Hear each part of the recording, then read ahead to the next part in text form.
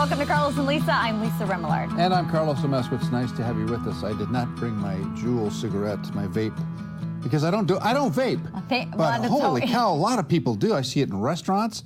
I see it everywhere I go. People are like doing a steam thing or vaping thing, whatever it's called. The vape. The vape. The vape, Carlos, and it's cool. I guess a lot of people think it's cool. Kind of like, you know, our grandparents or our parents thought it was cool to smoke cigarettes. Remember the Marlboro Man? Yeah, like, was cool. Like, you know, in the 20s, 30s, Rat 40s, Pack maybe? all smoked. Right, the Rat Pack all smoked. So it's coming back. Right. Well, I mean, yes, there's a lot of that happening. Okay, so the CDC is now warning people to stop using e-cigarettes and other vaping products immediately because of this mysterious lung illness that's been popping up all over the country in 15 different states and about 200 people. It's ridiculous. Patients are turning up at ERs with severe coughs, shortness of breath, chest pains, difficulty breathing.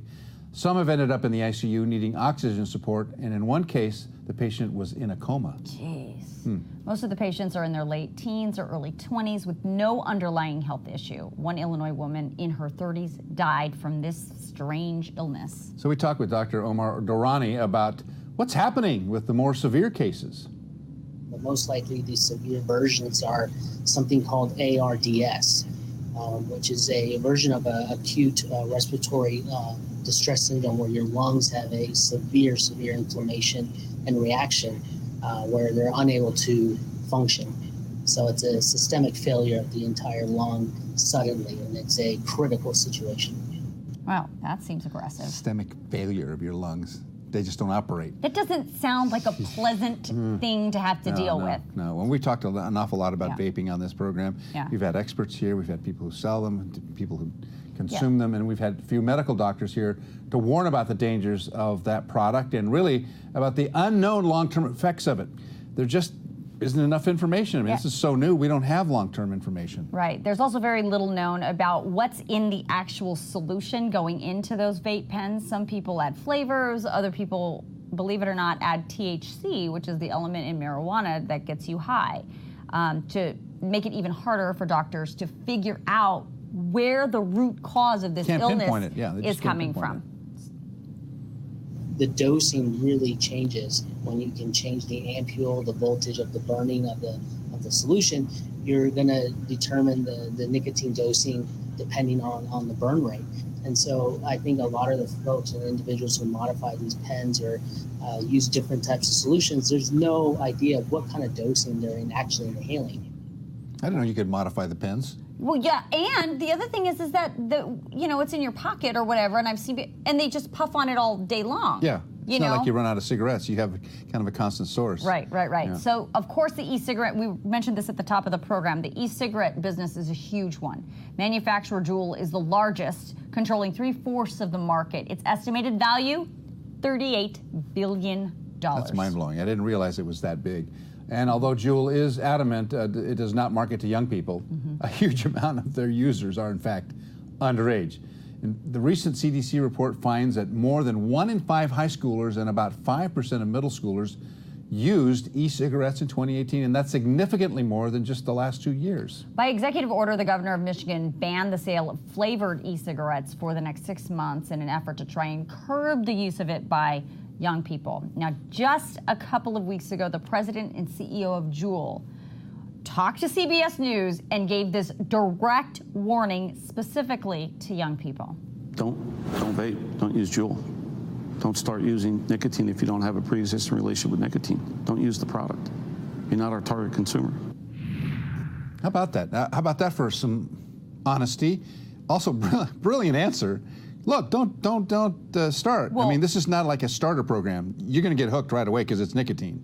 Of course. Well, here's the other thing that you might not realize is that Juul and all these e-cigarette manufacturers are up for review from the FDA, and they have to produce a document in May of 2020. They have to produce to say why they are a net positive to the health of the consumer base. Yeah. So, to have children hooked on this or teenagers doesn't bode well for their FDA approval. So he kind of has to say something like this.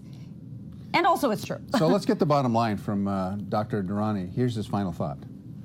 My personal viewpoint, and as a medical doctor, I would say that the e-cigarettes or vaping may be less harmful than a classic cigarette. I wouldn't use the term safer. Okay, that's There for you go. adults. Yeah. That's for adults. When it comes to kids, I would even, I mean, I can't believe I'm coming out of my mouth saying this, but maybe listen to the CEO of Juul and don't start. Yeah, but you know, it's hard because when you're a kid, you want to be cool, you want to be like your friends, you want to try stuff. We all did it. We all tried several things that we probably shouldn't have done, including drink alcoholic beverages or smoke cigarettes or marijuana or drugs, whatever that is. People do all those things in the context of wanting to be socially accepted. And if kids are involved in vaping, everybody wants to be involved in vaping. It's like having a cell phone. Everybody wants a cell phone. Right. Well, but the problem, And that's a problem. But the problem is that they don't know what's in it. No, of course. So, I mean, you don't know what the chemical mixed compound is in that pen. Yeah. If you add stuff to it, and like Dr. It Durani could said kill too, you.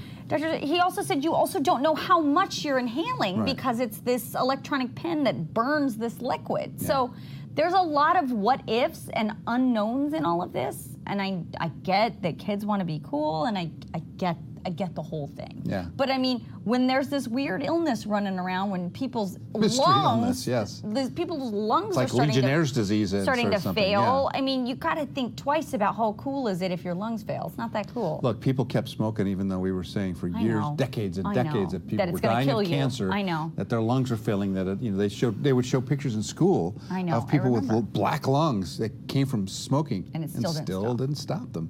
I know. It took a long time effort to stop that. The problem is the narrative from these e-cigarette companies. The narrative is use our product, especially if you want to get away from nicotine or regular cigarettes. That's what the doctor said. It's less harmful in that But what regard. they don't tell you is there's not enough information long term to understand the long term effects of it. I get it now. So don't be a guinea pig. Don't be a guinea pig. Everybody's a guinea pig. To We a just don't know.